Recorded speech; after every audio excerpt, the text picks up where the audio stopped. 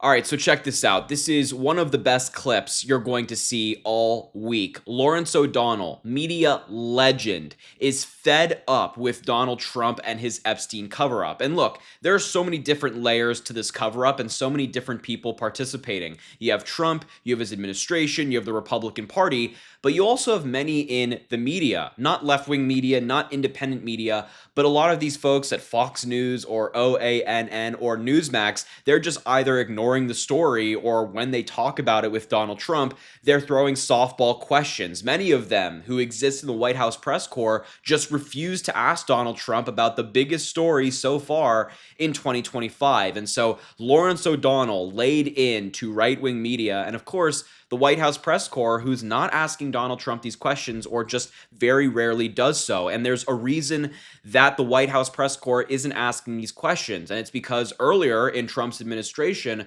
the White House seized control of the press pool and will decide which outlets cover events with the president. They get to handpick their journalists. And that's why people like Brian Glenn, Marjorie Taylor Greene's boyfriend, who works at a very far-right news outlet, now has unprecedented access to the White House. Other far-right news outlets like Steve Bannon's show, Mike Lindell, all of these people have had access to the press briefing room, to the president himself, getting to ask all these questions, and they're not going to ask questions about Epstein. And this this policy by the White House to pick what journalists and what networks will be there has led to reliable outlets like the Associated Press being banned from certain White House events like Oval Office press conferences and whatnot. They've even gone to courts and asked them to reverse it. Many of these courts have either sided with them and then the White House appealed, or the courts have sided with Donald Trump and kept the Associated Press out of these meetings. So now I want to show you this clip of Lawrence O'Donnell just going off on, of course, not only Donald Trump,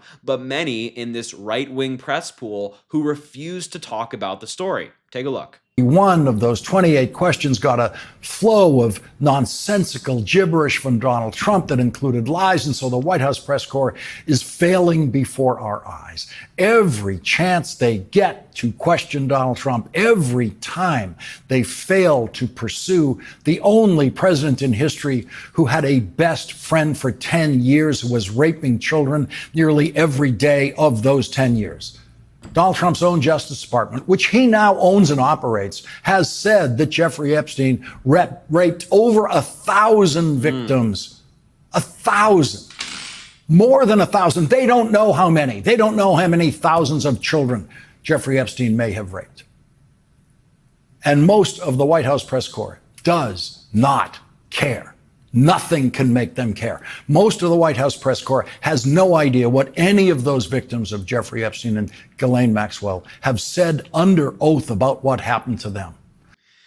It's a great point by Lawrence O'Donnell, and I want to point out that this is exactly how networks like Fox News or Newsmax completely poison the mind of your relatives, and I really mean that.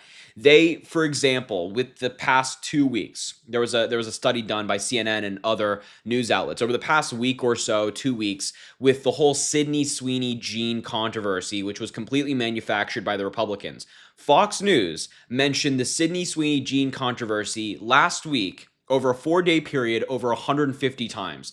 They mentioned Epstein less than 20. So, I mean, just saying that out loud is so unbelievable. That's how these news outlets get your family, friends, loved ones into this like right-wing bubble, because they talk about certain issues like Sydney Sweeney's fake manufactured controversy that no actual Democrat gives a crap about, and they make it seem like it's the biggest story of our time, when in reality, there's this huge story going on with Jeffrey Epstein, and right-wing media recognizes that it's bad for Donald Trump, and so they don't talk about it. They just pretend that the story doesn't even exist. And so it goes to what Lawrence O'Donnell is saying. None of these journalists are asking those questions. None of these journalists in the right-wing media sphere of politics are digging into the story whatsoever. They're just there to do Donald Trump's bidding. That is not what the media is meant to be. Let's continue. We are watching the worst president in history manipulate the worst White House press corps in history every day. But not Catherine Lacey and not Nancy Cortez, not today.